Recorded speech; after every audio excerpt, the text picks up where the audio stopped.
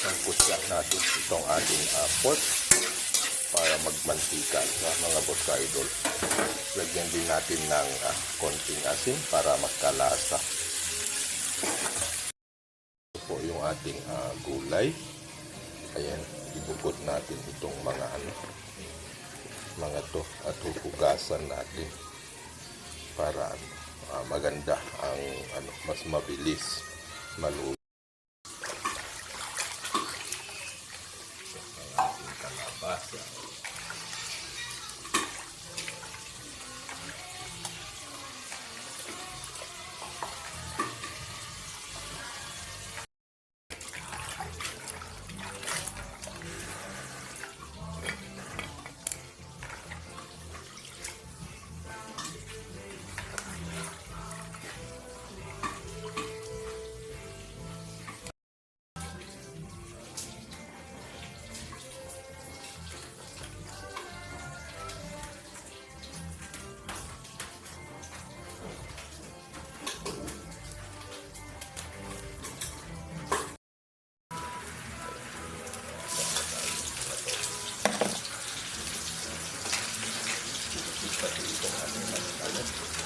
Baboy dito sa ating sandok, kaya ganyan na muna. Kailangan natin ang gumamit ng ibang sandok.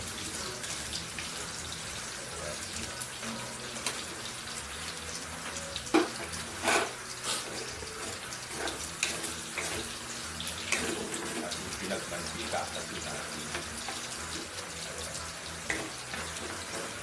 para masarap itong ating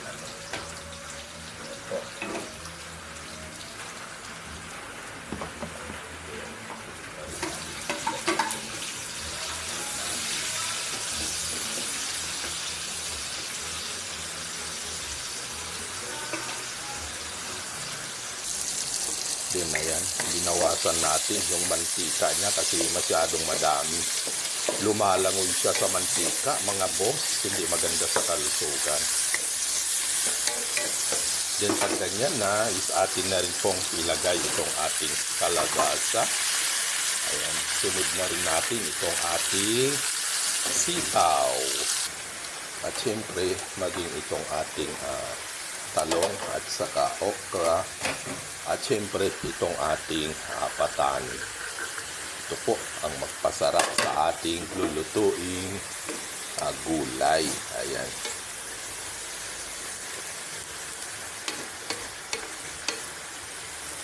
Pwede rin nating tawaging pinakbet po. Wala nga la pong ampalaya din. Ayan. Lagay na tayo ng bugoong isda. At syempre, itong ating pampalasa, mga boss. Then, takpan po natin, mga boss ka-idol. Ayan. Ayan. Kumukulo na. Haluin natin itong ating gulay. Ayan, ang bango niya, mga boss ka-idol.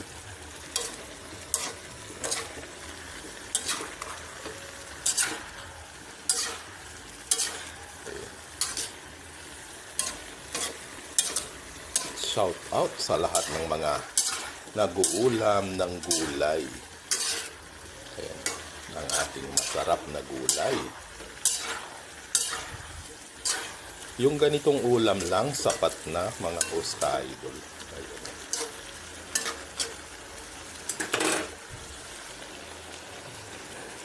Okay, takpan muna natin, mga boss. Ayan, mga boss ka-idol.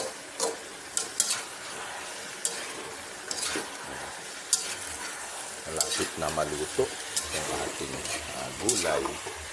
Ang masarap nating gulay, mga boss. Ayan.